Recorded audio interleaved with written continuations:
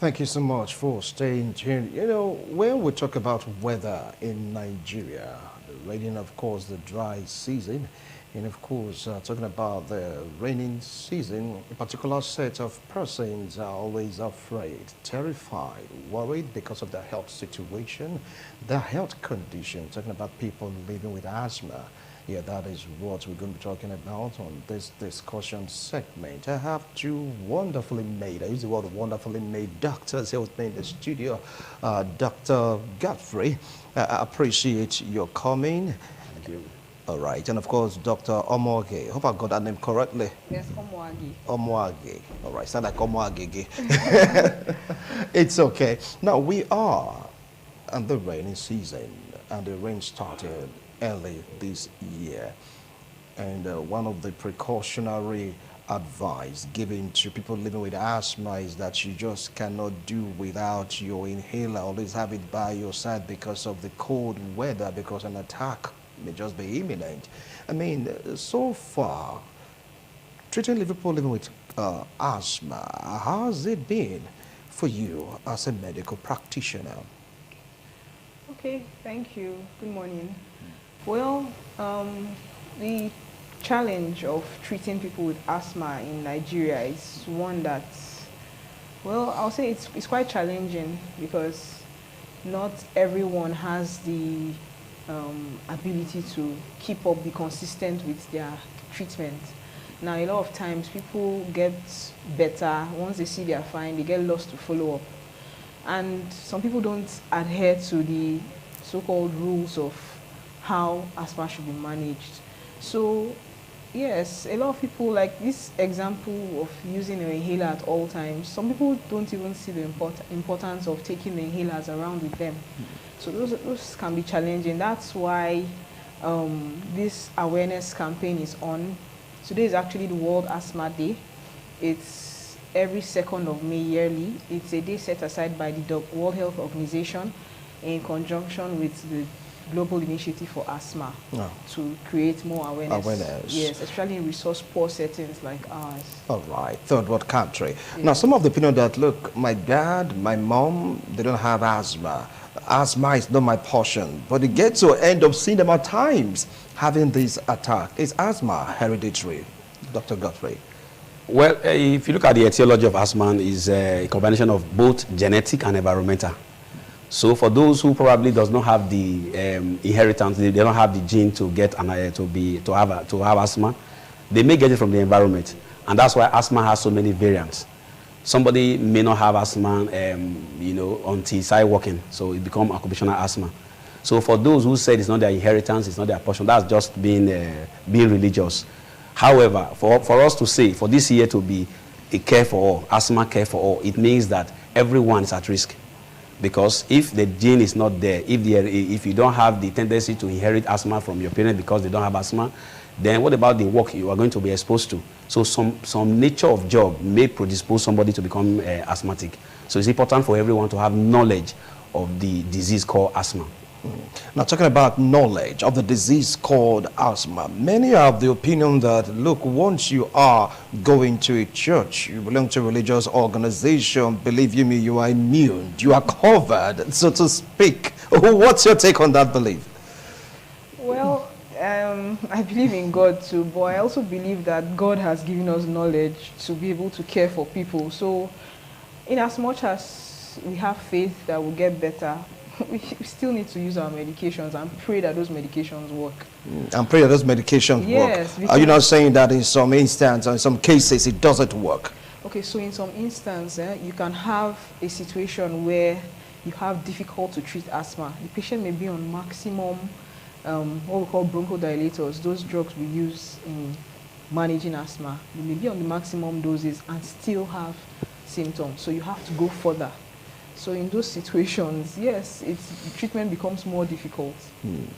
All right, now some of the opinion that taking care of an asthma patient can be putting serious strain on the economy of the particular individual that is infected or, let's say, experiences this asthma. I mean, what role do doctors have to play in order for them to prevent falling back on inhalers, falling back on drugs, falling back on don't do this or don't do that? Dr. Godfrey. Well, that's the more reason why we are even here. If today has been set aside, it means that it's important for everyone to have that knowledge. That yes, asthma may not, everybody may not have an asthma or may not have the disease called asthma, but it is important for you to know that your neighbor may be suffering from the asthma. And once you have a knowledge, you can educate them on what to do, which basically means they have to seek help on time. Asthma is a chronic inflammatory disease. Over the years, it's become irreversible. Okay, so those who have asthmatic attack go to the hospital within 15, 20 minutes, 30 minutes, they'll feel better. But for those, that's what she was telling you, if this medication you are using, if you fail to use it properly and it becomes very chronic, then it becomes very difficult. So we have some difficult asthma. So it is important for everyone to present on time, seek medical advice, use the drug appropriately, and adhere to the instructions of the doctor. There are drugs you need to use, but a lot of persons, if you see them today, even those who know about asthma, may just be going around with one inhaler. You know, when we see the inhaler, we say, no, this is not the inhaler for asthma. But yes, what you are using is okay, but it's not the proper thing, because we have what we call the preventer and the controller. So many of them are using the preventer. So if you just ask them, do you have your inhaler? Yes, they'll just open their pocket, give you the preventer, but they don't have the controller. And once you don't control asthma, because it's not curable, so you need to control it, like the diabetes, hypertension. So it's important for them to know that this is not a faith-based disease where you need to pray and it will go. So, but it's important that as you are praying, you adhere to the instructions of the doctor and to what you should need to avoid in order to come down frequently with asthmatic attack. All right, now he talked about preventer and controller. What's the major difference? Because you got to hear, I have an inhaler, so I can just go for having an attack, I'm good. Is there any major difference? Oh yes, there are differences. We have the various groups of drugs we use. So I'll just use the commonest one. One of the controllers, we call it Ventolin. That's the commonest, the popular name. So whenever there's an immediate attack, you can use it and feel better.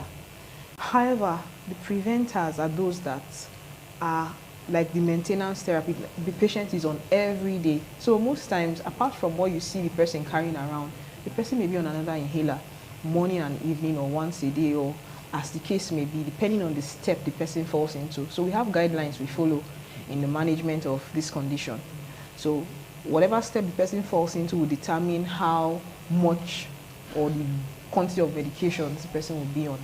So preventers are actually used, they are more of the steady medications the person uses, while the controllers are those that you use when necessary. All right, now does it not mean that one can have both preventers and of course controllers? Of course. So you can use it simultaneously. It's a combination. A combination. All right, now people would like just have this inhaler, you get to hear the application seems to be different. Some people are like, trying to use their inhaler, but still it doesn't have any impact because of the way they're positioning it. Could you please give a brief description on how proper can one make use of his or her inhaler in case of attack? Yes, that's why the education is very important. A lot of educated persons actually have the inhalers. They buy both the preventers and the controller.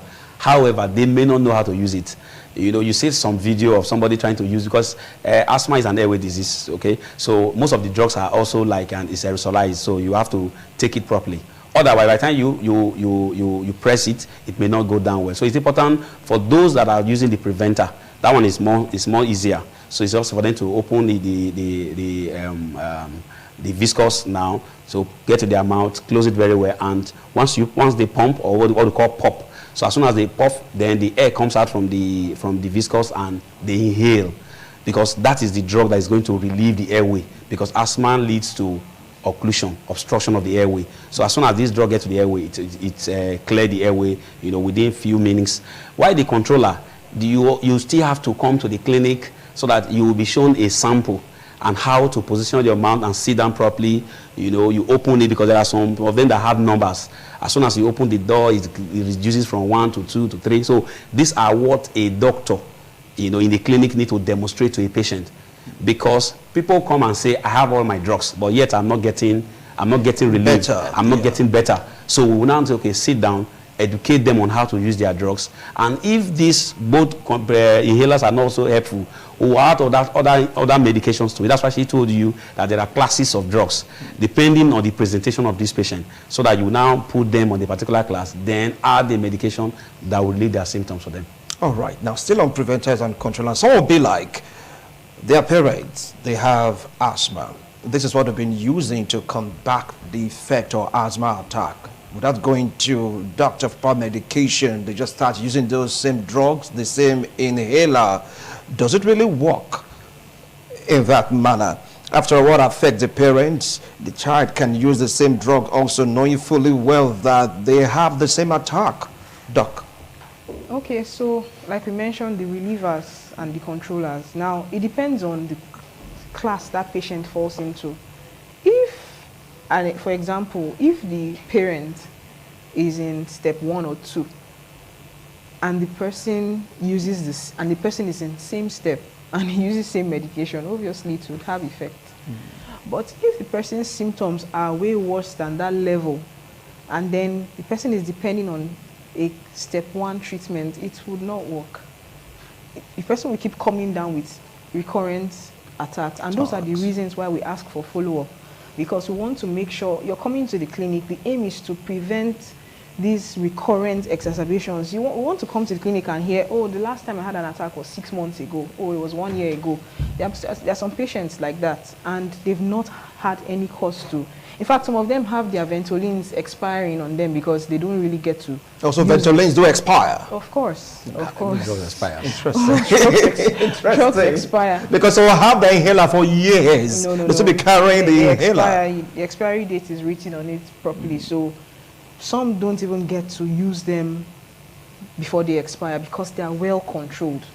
Like Ventolin is a reliever for acute symptoms, while the controllers, like he mentioned, so they may be a combination of steroids and other medications that are for continuous treatments. All right. Now, talking about people living with asthma, some are saying as an asthmatic patient, you're not allowed to get involved in any physical activities like exercise. Is there any special exercise that an asthma patient will be allowed to get involved in, Dr. Godfrey? It's just like every other, what you advise somebody to do, to be moderate. Okay, we have asthma that are also induced by exercise. Induced by exercise? Yes, so asthma can be called variant, asthma, exercise induced, occupational. So for those who already are prone to having asthmatic attack, then you have to educate them on moderation in the kind of exercise. They may not be able to do the exercise where every other person is, partaking. And even if they are going to, I've seen asthmatics that are footballers, asthmatics that are athletes, they run. So they are educated, they have this education, and they have their drugs with them. Many of them, if you watch football, you see them using their inhaler before going to the pitch. And a lot of things have been, put in place for them, so they understand it. So this awareness, one should not say, oh, because I'm asthmatic, I cannot participate in sporting activity. No, that's not true. It is important for you to know that, okay, this is the limit to which I can. There's a limit. There's a limit. You cannot, there are some places you cannot go as an asthmatic. Everywhere is dusty, the place is crowded. You shouldn't enter that kind of place. And if you must, you should have your drug or the preventer medication that you need to use before you go there. Because your airway easily have an upper reactivity compared to the normal airway. So because you have a condition you already understand, then you know the limit and the way, to manage yourself once you have this education. All right. Now, before we call it a wrap on this segment, today is World Asthma Day. What message do you have from people managing asthma, Dr. Margie? Okay, so first of all, I would like to say you should know your triggers.